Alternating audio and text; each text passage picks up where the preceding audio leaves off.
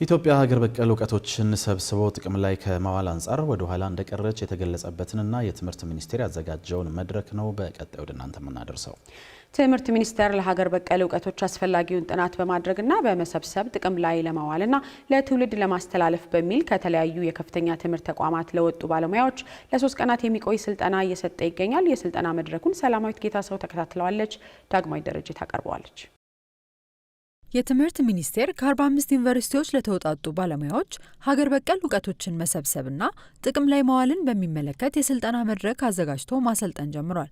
በዚሁ ጊዜ ኢትዮጵያ ሀገር በቀል እውቀቶችን ሰብስቦ ጥቅም ላይ ከመዋል አንጻር ወደ ኋላ መቅረቷን የገለጸው ሚኒስቴር መስሪያ ቤቱ በዚህ ላይ እየሰራ መሆኑንም አሳውቋል።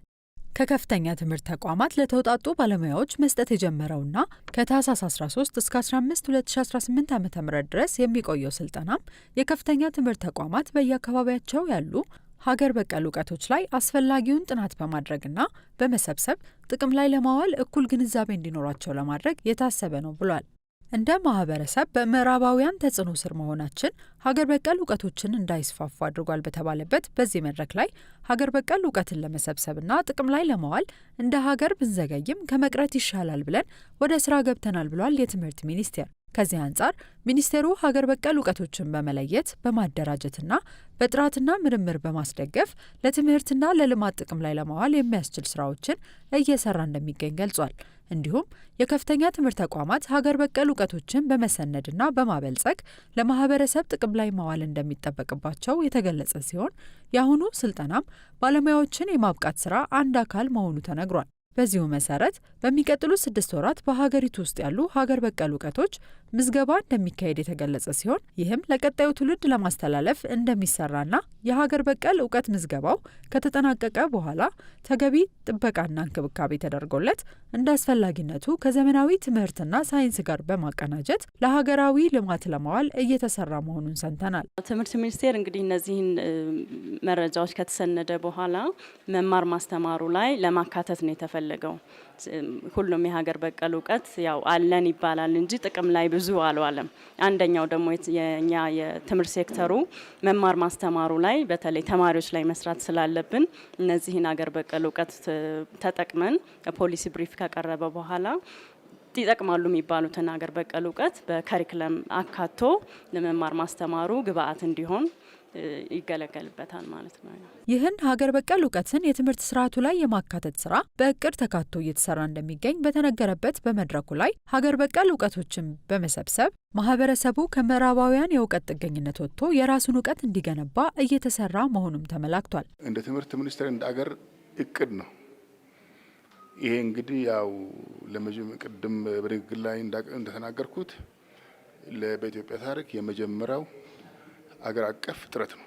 አሁን ያለው ትውልድም የጥገኝነት ወይንም ሳናስበው ኮሎናይዝድ የሆነ አስተሳሰብን ወደ ራስ መቻልና ኢትዮጵያ የሆነ አገራዊ የሆነ እውቀት ወደ ማድረግ እኔም ለእውቀት አስተዋጽኦ ማድረግ ይችላለሁ ብሎ እንዲያስብ በራስ መተማመንን የሚያመጣ ነው። ይሁንና ከእውቀቱ ባለቤቶች መረጃዎችን ማግኘት ተግዳሮት መሆኑን ከመቅደላ አምባ ዩኒቨርሲቲ የመጡትና የስልጠናው ተሳታፊ ሰዋገኛ አስራት ገልጸዋል።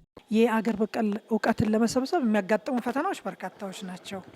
ለምሳሌ በባህላዊ መድኃኒትን ለመሰብሰብ ብንፈልግ መረጃውን በቀላሉ ማግኘት አይቻልም። ምክንያቱም መድኃኒቱን ሊነግሩን ይችላሉ። ነገር ግን መድኃኒቱን እነሱ እንኳ ሲያስተላልፉት ለቤተሰብ መርጠው ነው። ሚስጥር ጠባቂ መሆን አለበት፣ ታማኝ መሆን አለበት። ያንን ሁሉ አድርገው ስለሆነ የሚያስተላልፉት የባህላዊ መድኃኒትን ለማግኘት በጣም አስቸጋሪ ፈተና ይገጥማል። ይህን መሰሉን ፈተና የሚጠበቅ መሆኑን የገለጸው የትምህርት ሚኒስቴር በበኩሉ በቀጣይ ችግሩን ለመቅረፍ እንደሚሰራ ነው ያሳወቀው። ያው የሀገር በቀል እውቀት ብዙ ጊዜ እንደሚታወቀው ለልጆቻቸው ነው እውቀቱን ተደራሽ የሚያደርጉት የነበረውና ተግዳሮት ሊሆን ይችላል ብለን የምናስበው ብዙ ጊዜ የሀገር በቀል እውቀት አዋቂዎች እውቀታቸውን በቀላሉ አይሰጡም። ስለዚህ ከነሱ ጋር በምን አፕሮች አድርገው እውቀቱን ሰንደን ጥቅም ላይ እንውላለን የሚለውን ነገር ሞር ስራ ይጠይቃል። እዛ ላይ መስራት ይጠበቅብናል። በመድረኩ ሀገር በቀል እውቀትን በአግባቡ በመለየት በማጥናት በመሰነድና በመረጃ ቋት ውስጥ በማስገባት ለተጠቃሚ እንዲደርስ ማድረግ እንደሚገባ ሲነገር፣ የሀገር በቀል እውቀት ባለቤቶችም እውቀቱን ለትውልድ በማስተላለፍና ለባለሙያዎች መረጃዎችን በመስጠት አሻራቸውን እንዲያሳርፉ ጥሪ ቀርቧል።